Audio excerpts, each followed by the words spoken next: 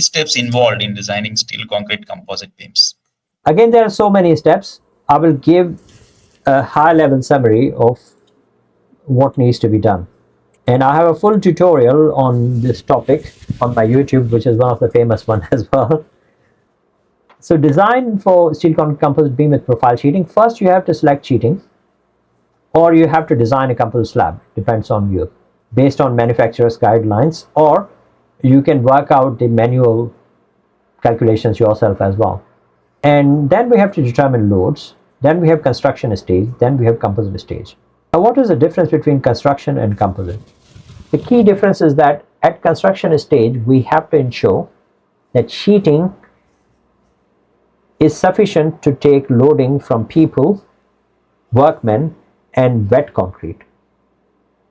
So wet concrete is considered as a live load.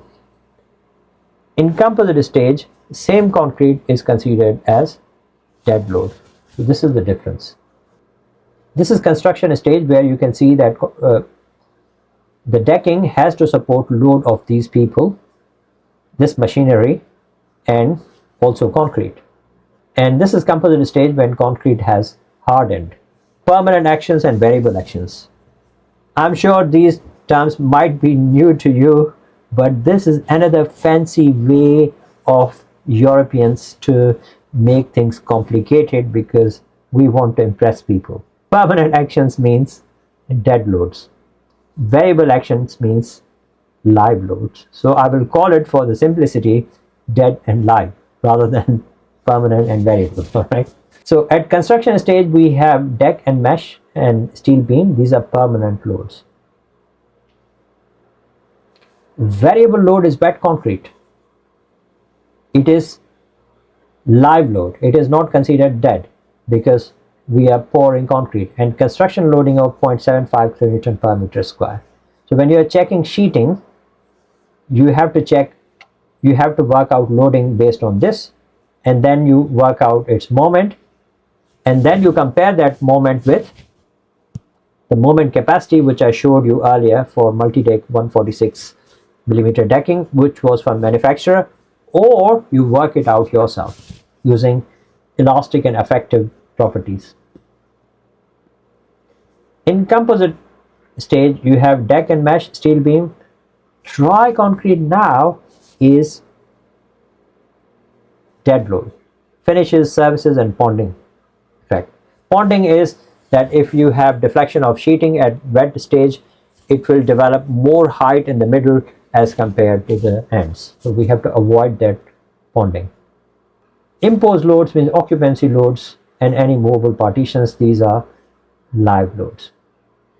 So once loading is done, then the complete procedure is here. So if you note this down, bit.ly/CB means composite beam, -LEC means lecture, bit.ly/CB means composite beam, -EX means example. So these are two videos that you can follow to design composite beams for profile sheeting. Shall we move to next question, Bhavin? I think probably we can take up last question now. Yes. Which design software and tools are used for designing composite structures? I think, in my view, for composite structures, there isn't any proper design software, because the sheetings, they keep changing. So almost certainly you will have to rely on manufacturer's guidelines, or you have to do some calculations yourself. And I have used this S-frame, which provides composite beam design. I've not used other software for composite. So here you can guide me if they have these provisions or not.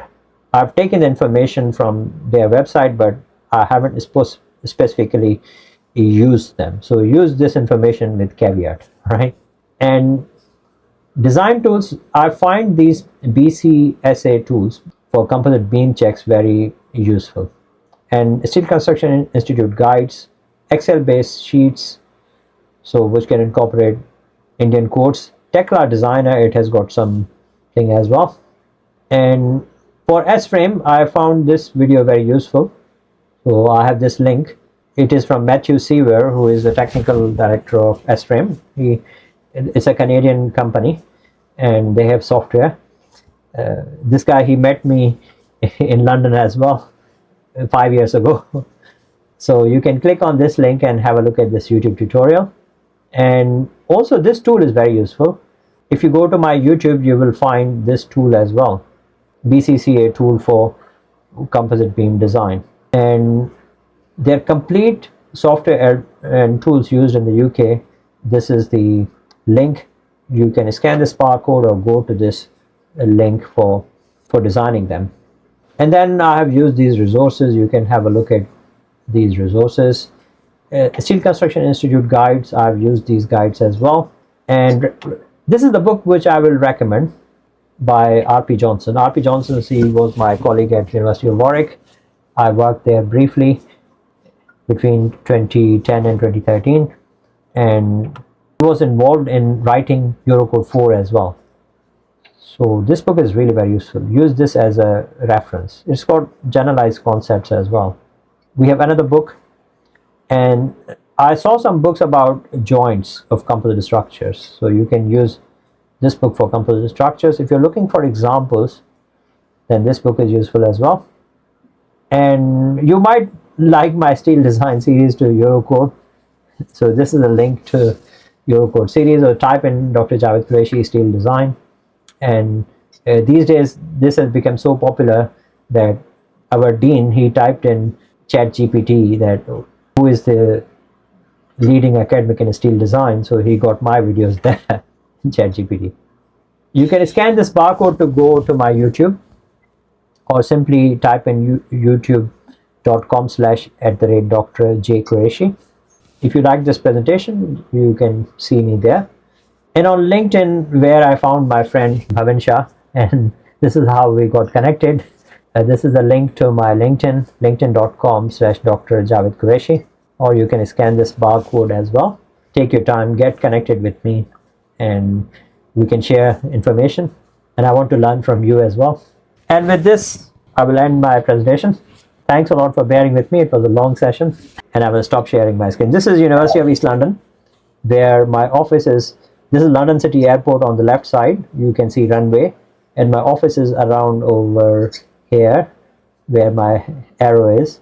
And there's a Docklands Light Railway, which is a driverless train over here. The station is inside the university. So if you ever come to London, by all means, come and visit me. And I'm happy to take any final questions or final thoughts. Okay, great. Excellent presentation, yeah. And yeah, as we discussed in the beginning also, it's a very wide subject, right? And a lot of details are required there. I think we will have next session on FRP structures, so that would be very interesting. Saying that is the deck sheet takes the human load while concreting, and second, is the needle vibrator used for deck sheet concreting? I haven't seen needle vibrator for deck sheeting, but it might be used. I haven't seen it, the needle one. And human loading while concreting, yes, because we take this workman load 0.75 kilonewton meter as live load. Yes, it does. Okay. KS Vivek is giving reference to Indian standard table 9, 10, 11 of IS code. It is providing static strength, reduction factor, and fatigue strength for stud shear connections. Yeah. Okay. Okay. This is something I will look into it, because thank you very much. Yeah. Yes, sir. Yes, great. I think I really enjoyed this session. You can type in any future topics that you want us to cover, and we want to make things a bit very interesting as well, and we want to take things at a higher level, at conceptual level, rather than simple calculations. And I'm sure you would have learned quite useful things today in terms of how we integrate research into not only teaching but in practice as well, and why research is really important in this area. One last question. Connection beams and columns in composite structures, where do you take moment from in X direction or Y direction? I think it will depend on configuration.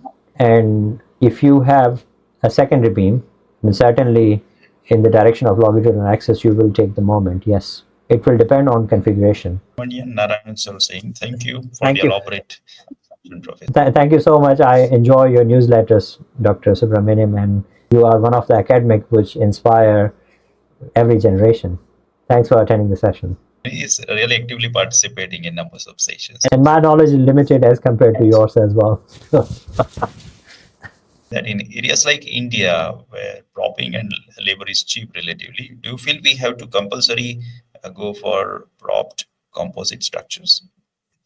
I think so, because with the prop one, you can increase the spanning capability. Yes, why not? Thank you. Mohammed Omar is quite regular visitor of my LinkedIn. I see his comments quite a lot. Yeah. That thank you for this presentation. I appreciate the research data. Please add me to your slide circulation. Yeah, sure, you will receive that. Yeah. Thanks a lot. Okay. Yeah. Okay, so let us stop at this point, and of course we'll come up with more and more interesting discussions. So you can still keep in contact with us, and then please keep on sharing your additional comments, feedbacks for this topic as well as for the other topics, right? And then accordingly we will decide future sessions. Yeah. So with this, we are signing off now. Okay, one more comment, last comment we can say. Okay. Thank you, Doctor, from South Africa. So, From South Africa. I'm actually going to South Africa in September. So if you're in Cape Town, probably we can meet up. okay, Santosh Kumar says, thanks a lot. Okay, Saeed Ali says, thank you so much, sir. The answer is sure. Yeah. Should be thankful to Bhavin Shah for inviting me for this session. And as always, I enjoy your company and your audience. They are absolutely wonderful as well. And we will meet up next time very soon. Thank you. Yes, sure. Welcome. The whole credit goes to the audience because they give very interesting discussion points in advance, and during live session also they are interacting, right? And that gives that's the real strength of the session. Right? Yeah. Okay. So we are signing off now. Goodbye. Thank you. Thank you so much. Much. Have a nice evening.